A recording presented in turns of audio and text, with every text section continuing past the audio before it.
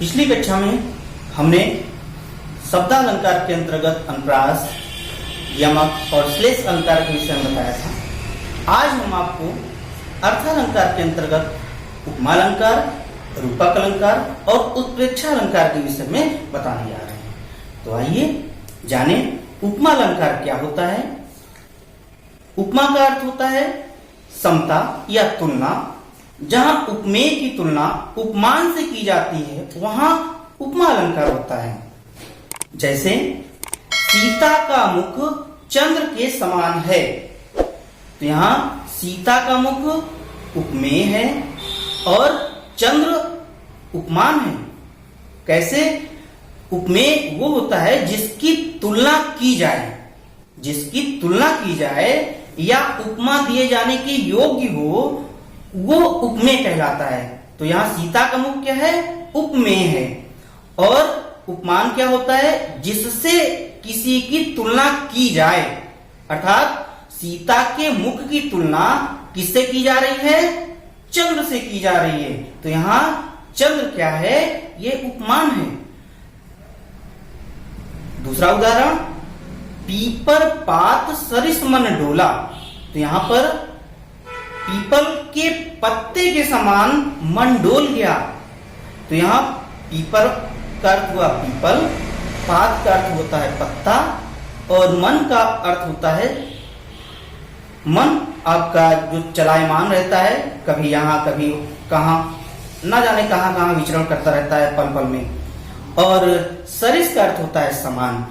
तो मन यहां पर उपमेय है, अर्थात मन की तुलना पीपल के पत्ते से की गई है। तो पीपल का पत्ता क्या है? ये उपमान है, क्योंकि उपमान हमने पीपल के पत्ते को उपमान के रूप में यहां प्रयोग किया है। तो पीपल के पत्ते के समान मन डोल गया। तो यहां समानता व्यक्त की जा रही है, तुलना की जा रही है। तो जहां समानता व्यक्त की जाए, तुलना की जाए, वहां उपमा अलंकार होता है। पहचान के लिए आप कुछ शब्द हैं, उनको दिमाग में हमेशा के लिए बैठा लीजिए। अगर ये शब्द आपको कहीं भी दिखाई दे किसी भी पंक्तियों में, तो समझ लीजिए ये उपमा अलंकार है। कौन कौन वो शब्द हैं? ज्यों, सम, सा, सी, से, तुल्य और नाई इत्यादि शब्द जहां भी लगे हों तो समझ लीजिए वो उपमा अलंकार है।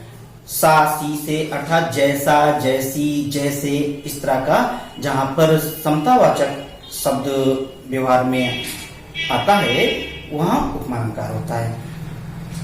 अब आइए रूपक अलंकार।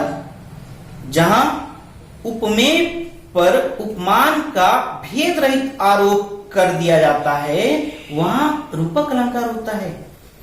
जैसे सीता का मुख चंद्र है, तो यहां उपमेय क्या है? सीता का मुख और उपमान है चंद्र। तो यहां पर कोई भेद नहीं माना गया है।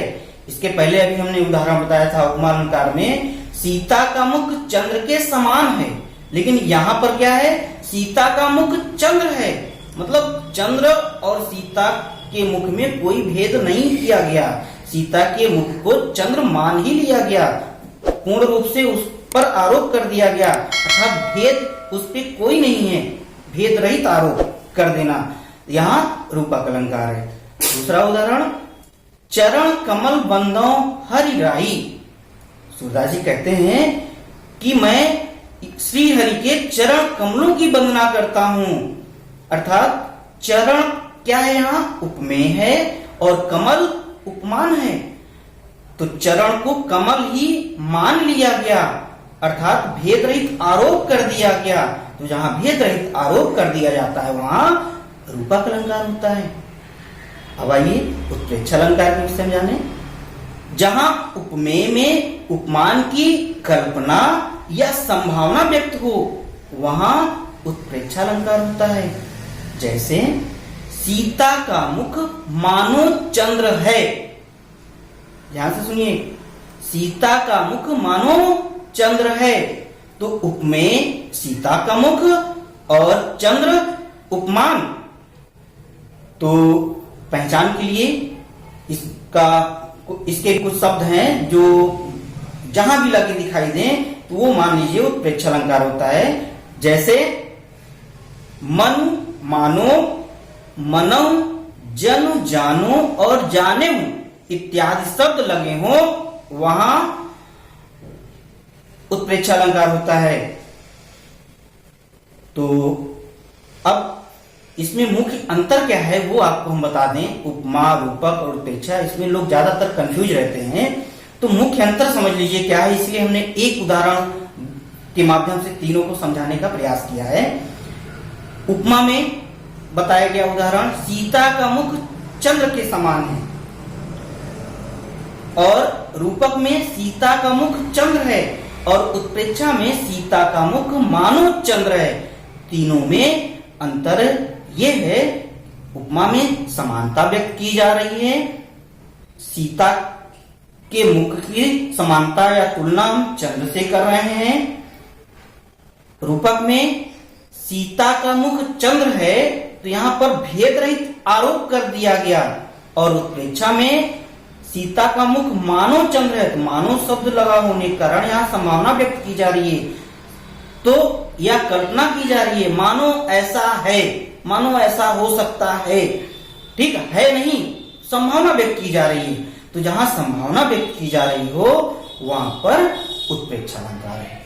तो इस प्रकार से आपको समझ में आ गया होगा। यदि हमारा वीडियो आपको पसंद आया हो, अच्छा लगा हो, समझ में आया हो तो लाइक, कमेंट और सब्सक्राइब करना मत भूलिए। धन्यवाद।